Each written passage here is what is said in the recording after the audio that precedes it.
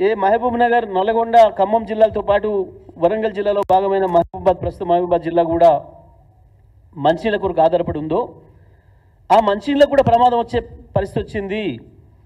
ప్రస్తుతం ఉన్న పంటలకు కూడా ప్రమాదం వచ్చే పరిస్థితి ఉంది నాగార్జున సాగర్ ఎడమ కాలువ కింద. ఈ విషయంలో ప్రభుత్వం జాగ్రత్త పడాలి. అవతల అడ్డగోలుగా నీళ్ళు తీసుకుపోతున్నారు శ్రీశైలం నుండి, సాగర్ నుండి అనే విషయాన్ని చెప్పిండ్రు. రేపటి మన నీళ్ళు అవసరం, మంచినీళ్ళకు సమస్య వచ్చే ప్రమాదం ఉంది. పైగా మన నీళ్ళు అవి, మనం దాచిపెట్టుకున్న నీళ్ళు, మన నీళ్ళని దొంగతనంగా తీసుకుపోతున్నారు, దౌర్జన్యంగా తీసుకుపోతున్నారు. ప్రభుత్వం ఎందుకో దానిపైన దృష్టి పెట్టడం లేదు. దయచేసి మంత్రి గారు, ఉత్తమ్ కుమార్ రెడ్డి గారు, ముఖ్యమంత్రి గారు ఆ వైపు చూడండి అని చెప్పాను. కానీ దానికి ఉత్తమ్ కుమార్ మాట్లాడిన మాటలేంది? సరే, ఉత్తమ్ చెత్త మాటల తర్వాత మాట్లాడదాం. నేను ప్రజలకు విజ్ఞప్తి చేస్తున్న విషయం, వాస్తవానికి కేఆర్ఎంబి తెచ్చిందైనా రాష్ట్ర పునర్విభజన సందర్భంలో ఈ రాష్ట్రానికి అన్యాయం చేసేందనే కాంగ్రెస్ మనొక వైపు అన్యాయాన్ని కొనసాగిస్తుంది, బీజేపీ అదొక వైపు మాట్లాడదాం. కానీ ఇవాళ ఆ రోజు కేంద్రం చెప్పిన దాని ప్రకారం తాత్కాలికంగా 500 టీఎంసీలు ఆంధ్రప్రదేశ్ వాడుకోండి, 300 తెలంగాణ వాడుకోండి అని ఏదైతే చెప్పిందో, 299 300 అంటే దాని ప్రకారం అయినా సరే మనం నీళ్ళని తీసుకున్నాం. ఇవాళ ఈ సంవత్సరం అక్కడ 1010 టీఎంసీల నీళ్ళు వచ్చినాయి. దాంట్లో ఇప్పటికే ఆంధ్రప్రదేశ్ 650 పైగా టీఎంసీలు వాడింది, 660 టీఎంసీలు వాడింది. తెలంగాణ ఇప్పటికీ 200 టీఎంసీలే వాడుకుంది. ఉన్న నీళ్ళల్లో ఇవాళ తెలంగాణ వాటా ఇంకా 140 టీఎంసీలు. అవి మనం కావాలనే పెట్టుకుంటాం ఆ నీళ్ళని ఎప్పుడైనా. ప్రతి సంవత్సరం వానాకాలంతో పాటు ఎండాకాలంలో ప్రత్యేకించి హైదరాబాదు, రంగారెడ్డి జిల్లాలు, ఆ తర్వాత మహబూబ్ నగర్, నల్గొండ, ఖమ్మం జిల్లాలతో పాటు మహబూబాద్కు కూడా మంచినీళ్ళు ఇక్కడి నుంచే ఇవ్వాలి. కాబట్టి మంచినీటి అవసరాల కొరకు మనం పెట్టుకున్న నీళ్ళు అవి. సాగర్ కింద రెండో పంటతో పాటు మన మంచినీటి అవసరాల కొరకు నీళ్ళు మనం అక్కడ పెట్టుకున్నాం. ఆంధ్రప్రదేశ్ వాటా పూర్తిగా వాళ్ళు వాడుకున్నారు. కేవలం ఇంకా వాళ్ళకి పోవాల్సింది 9 టీఎంసీల నీళ్ళు మాత్రమే. అది కూడా వచ్చే ఎండాకాలానికి ఇంకా వాళ్ళకు కూడా కొన్ని మంచినీళ్ళ అవసరాలు ఉన్నాయి. మంచినీళ్ళ అవసరాలకు మాత్రమే వాడాల్సిన నీళ్ళు అవి ఇవాళ ఆంధ్రప్రదేశ్. కానీ దుర్మార్గంగా సాగర్ కుడి కాలువ నుంచి రోజు 10,000 క్యూసెక్ల నీళ్ళు తీసుకుపోతున్నారు. ముచ్చుమర్రి నుంచి ఇతర ప్రాంతాల నుంచి శ్రీశైలంలో నీళ్ళు తీసుకుపోతున్నారు. వాళ్ళ వాటా పూర్తి అయిపోయింది. దీని మీద కేఆర్ఎంబి మాట్లాడడం లేదు. దీనిపైన మీరు స్పందించండి అని చెప్పాను. ప్రత్యేకించి ఈ 5 జిల్లాల ప్రజలు గుర్తుపెట్టుకోవాల్సిన విషయం, నాగార్జున సాగర్ ఎడమ కాలువ రైతాంగం మొత్తం కూడా, ఆయన మహబూబ్నగర్ జిల్లా ప్రజలు, రంగారెడ్డి, హైదరాబాద్ ప్రజలు, ఇది మనకు వచ్చే ప్రమాదం ముందే జాగ్రత్తగా చెప్పినారు నిన్న. ఈ ప్రమాదం ఉంది, వెంటనే మీరు చూసుకోండి అని చెప్పి. కానీ మంత్రి దాని మీద మాట్లాడకుండా, ఒక బాధ్యత లేకుండా, సోయి లేకుండా, ఒక చెత్త మాటలు, ఉత్తర కుమార మాటలు, చెత్త మాటలు. నేను కూడా అనొచ్చు మస్తుగా, రాజకీయాలు మాట్లాడాల్సుకుంటే మాట్లాడవచ్చు.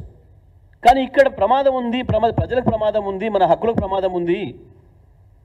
సగం తెలంగాణ రేపు ఆగమైపోయే పరిస్థితి వచ్చింది, మంచినీళ్ళ కొరకు ఇబ్బంది పడే పరిస్థితి వచ్చింది. నీళ్లు ఉన్ననాడే చక్కగా ఇవ్వలేకపోతున్నారు. భగీరథ ద్వారా ఇవాళ గ్రామాలలో నీళ్లు లేవని చెప్పి రైతులు మొదలుపెట్టినారు. అప్పుడు ప్రజలు, మహిళలు కూడా బిందెలతో మళ్ళీ మొదలుపెట్టినారు. ఇవాళ ఒక్క మాటలు చెప్పాలంటే, అన్యాయం ఎవరు చేసినారు తెలంగాణకు అనే విషయం జోలికి పోవాల్సుకుంటే, మొట్టమొదటగా కాంగ్రెస్ పార్టీ, రెండవది బీజేపీ పార్టీ. ఇవాళ అక్కడ ఆంధ్రప్రదేశ్లో ఉన్న చంద్రబాబు నాయుడు, ఇక్కడ ఆయన శిష్యుడిగా ఉన్న తెలంగాణ ముఖ్యమంత్రి రేవంత్ రెడ్డి, ఈ నలుగురే బాధ్యులు. తెలంగాణకి ఏమైనా నష్టం జరిగింది, ద్రోహం జరిగింది అంటే దానికి బాధ్యులు ఈ నలుగురు. మొదటగా కాంగ్రెస్ పార్టీ, రెండవది బీజేపీ పార్టీ,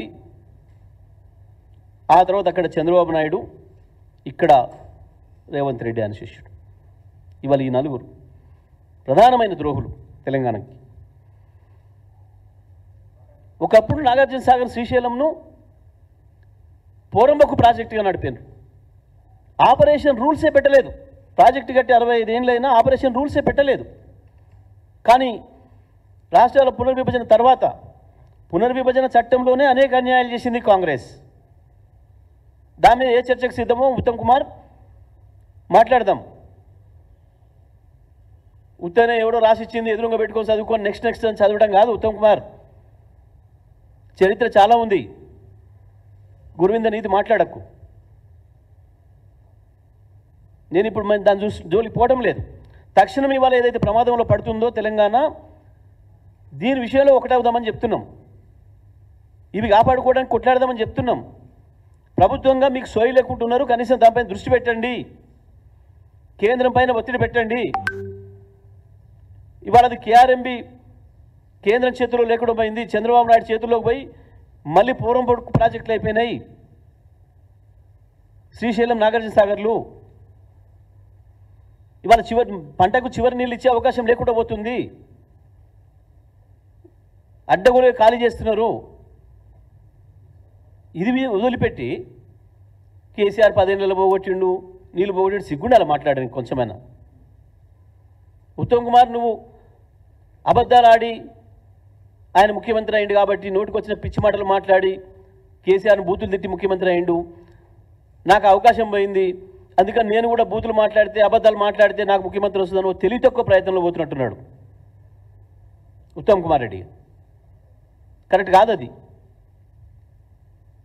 ఆయన వాడి వదిలేసిన పాత పనికిమాలి చెత్త ఆరోపణలను నువ్వు మాట్లాడితే ఉపయోగం లేదు.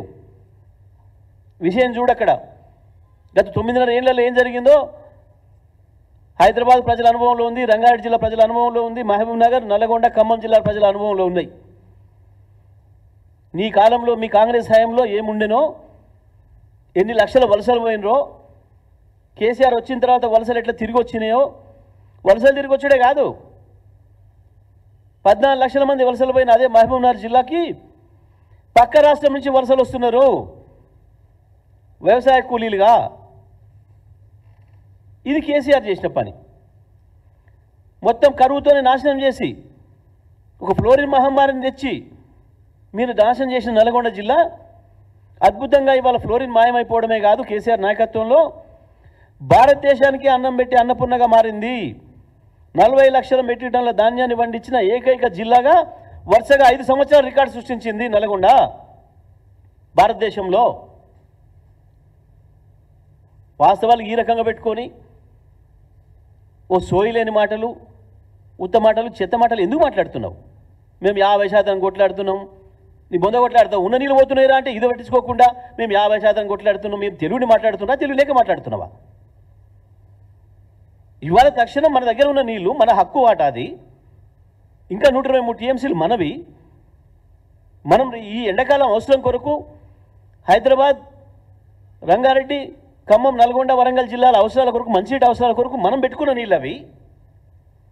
ఆ నీళ్ళని తీసుకుపోతుంటే గది మాట్లాడడం అంటే కేసీఆర్ మీద మాట్లాడతా, నేను ఇంకేందో పాత చిందిగా పచ్చడి ఏందో మాట్లాడతా, రేవంత్ రెడ్డి మాట్లాడి వదిలేసిన పనికి మళ్ళీ చెత్త మాటలు నేను మాట్లాడతా అని తప్పించుకునే ప్రయత్నం చేస్తున్నారు. ఏంది నీ దగ్గర సమాధానం లేనప్పుడు అవతలని గందరగోళం చేయి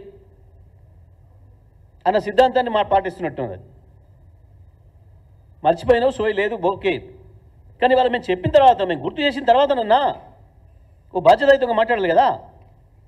నువ్వు మాట్లాడాల్సింది కేంద్రం మీద, నువ్వు మాట్లాడింది పక్క రాష్ట్రం మీద చంద్రబాబు మీద, నువ్వు మాట్లాడాల్సింది బీజేపీ మీద. గది వదిలిపెట్టి ఏం జరుగుతుంది ఆంధ్రప్రదేశ్లో?